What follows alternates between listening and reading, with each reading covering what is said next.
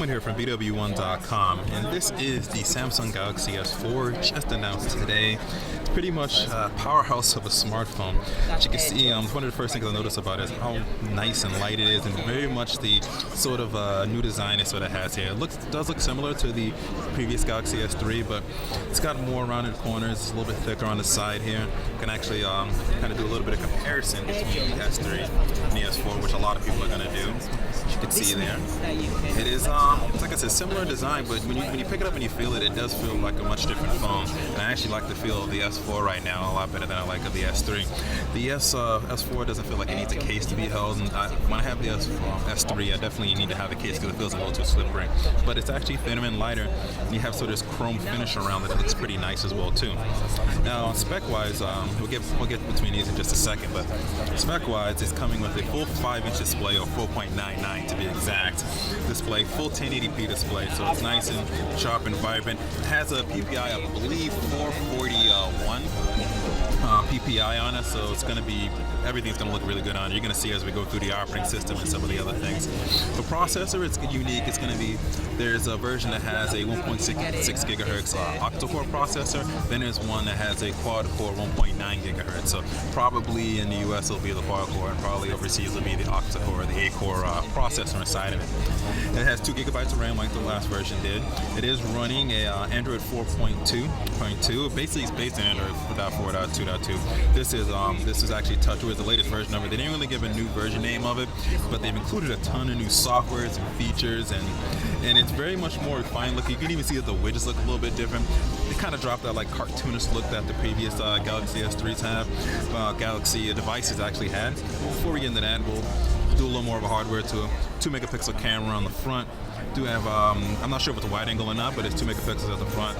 At the bottom you have that home button, which is nice, pretty much the same size as before.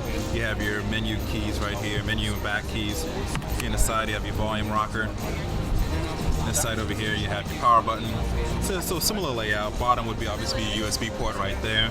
Here at the top is your 3.5mm headphone jack. And then at the back here is a 13 megapixel camera, and nothing sort of special specs or anything about it. They've definitely enhanced the camera, and there's actually some pretty cool little functionality you can do with the camera as well too. But it's 13 megapixels, 1080p HD video capture, and LED flash as well too. And it does have a removable battery, so we can pop this back up. You'll be able to see that. You can add micro SD card storage to it, up to 64 gigabytes.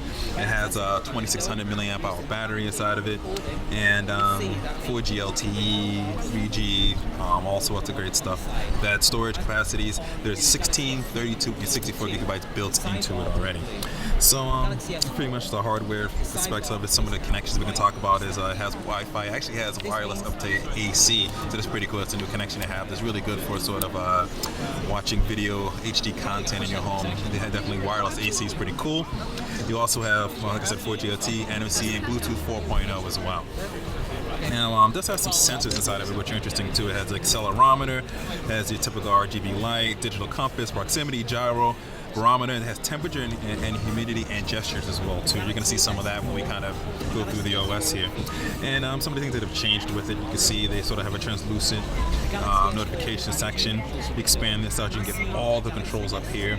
Some of the cool controls are sort of the air gestures, air view, smart scroll, smart stay. You can turn toggle sort of on and off. You have multi-window view. A lot of stuff borrowed actually from the Galaxy Note 2. So you can notice they've kind of just built upon the software as they've gone along between different Galaxy devices. They even brought this feature over here. We have sort of the quick access to the little mini apps right here on the side, so you can access that, and this kind of tab kind of stays up there no matter where you are. Let's try to do one of the features here, which is sort of the air gesture for scrolling. So if I should go like this, you can see right there, without me even touching the screen. Let's try that again. Haven't mastered this fully yet. You see right there, it kind of pops up and down like that. Another feature we can go into here is in the gallery. Go inside the gallery here, so back. If we hover over a gallery with pictures in it, this has 10 pictures in it. If we just hover our finger over it, get a small little preview of what's inside of there, similar to what you could do with the S Pen.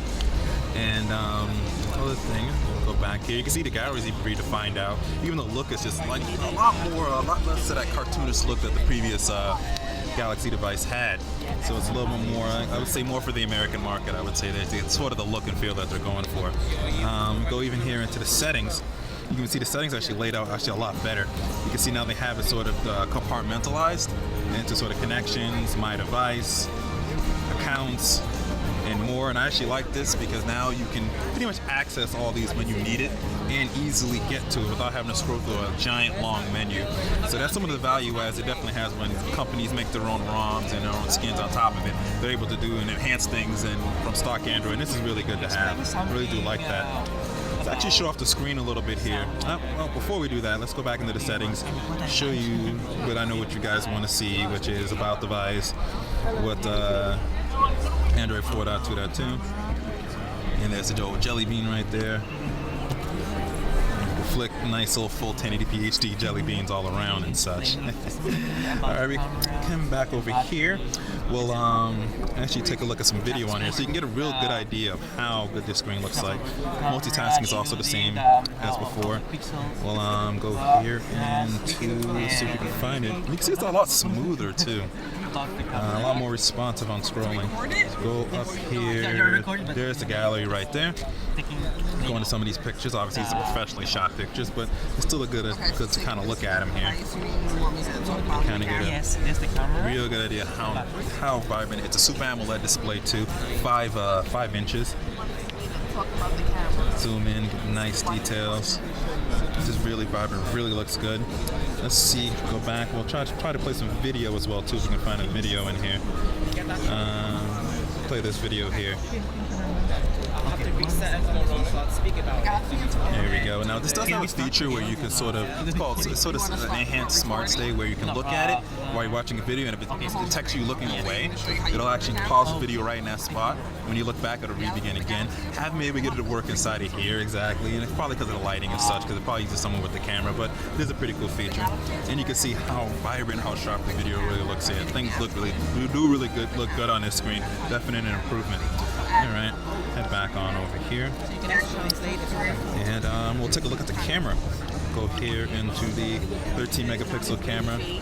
If I can let's turn it this way so the cameraman can get a good look at it there. You have some, if you use the Galaxy camera before, you're going to notice that the look is very similar to that. You'll see that the layout's very similar. You have your load right there. You can go through the different load shots that it has. And tapping up right up here gives you the different settings that you can access. See if we go up here and we can access Flash, MMS, you can share if you want to. Another cool feature here is sort of the dual camera mode. So what this does is it allows me to take a picture, and then if I want to take a picture of the person taking the picture, you can do that as well too. I know it's a little confusing, but it is taking a picture of the person taking a picture while being in the picture at the same time. That's a pretty cool feature. It also works with video as well too. Nice. There's a lot of software and value adds that they've added on here. Actually, let's open up the camera one more time. It's at 9.6 megapixels, but it's let me see if I can get it to go to change it to the full 13. Just a second here. There you go there. This is obviously a preview build. This isn't the final retail build of what you guys will see with the software, but there's an idea what 13 megapixels is going to look like there. But it's pretty cool stuff. You can easily switch quickly, and there's a whole bunch more software that you can kind of customize that stamp. You can make it different things and move it around as you want to. Put it right in front of them if you want to do like that. But camera, definitely some really cool, neat tricks that they're doing there with that. All right. And let's see what else we have here. I showed you guys notification section. Showed you some of the app tray, much more defined, much better looking than before. Has similar features. Still the same gesture that you had before. Let's take a look at the health add-on they have. Sort of S Health is what they're calling it. It's like a band that kind of matches with it. Let's see if we can find the app here itself. S Health right there. So it can sort of monitor your track your health and progress, your walk, your exercise, your food tracker, weight, blood pressure, all those sorts of cool things there. Being a lot more health conscious. There's a band that sort of matches with it as well too. That utilizes, and it's nice that it's built in, so you don't have to buy anything extra with it. Well, you probably have to buy the band. That's about it. But the software is right on there. You don't have to pay for an extra service or anything. Yeah, I think it does connect to a scale as well too. It's like a scale that it will connect to as well. Alright, so let's take a look there and have some of the widgets. This obviously isn't the final build of the operating system, but you can see some of the widgets that they've kind of included here with it. I know it's a little bit of a long hands-on here, but I want to really give you guys a lot of detail.